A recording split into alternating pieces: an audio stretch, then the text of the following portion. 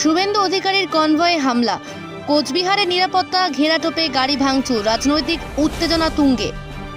চোখে পড়ার মতন বিষয়, বিক্ষোভকারীরা জয় বাংলা স্লোগান দিতে দিতে ইট পাথর ও লাঠি নিয়ে কনভয়ের বেশ কয়েকটি গাড়িতে আক্রমণ চালায়। যদিও শুভেন্দু অধিকারী শারীরিকভাবে অক্ষত রয়েছেন, তবে এই ঘটনাকে কেন্দ্র করে এলাকায় চরম উত্তেজনা বিরাজ করছে।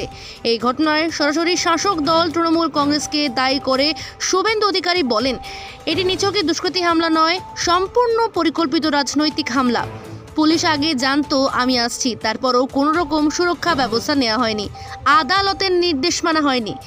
ঘটনার পরপরই শুভেন্দু অধিকারীর আইনজীবী অনিশ মুখোপাধ্যায় রাজ্যের মুখ্য সচিব, স্বরাষ্ট্র সচিব এবং ডিজিপিকে চিঠি পাঠিয়ে ক্ষোভ প্রকাশ করেন। তার বক্তব্য, জেড ক্যাটাগরি নিরাপত্তা থাকা সত্ত্বেও কনভয়ের ওপর এইভাবে হামলা নিরাপত্তার চূড়ান্ত ব্যর্থতা। স্থানীয় প্রশাসনের পক্ষ থেকে ঘটনার তদন্ত শুরু হয়েছে, এখনো পর্যন্ত কেউ গ্রেপ্তার হয়নি। পুলিশ পুরোটা সিসিটিভি ফুটেজ খতিয়ে দেখছে। ঘটনার পর রাজ্যের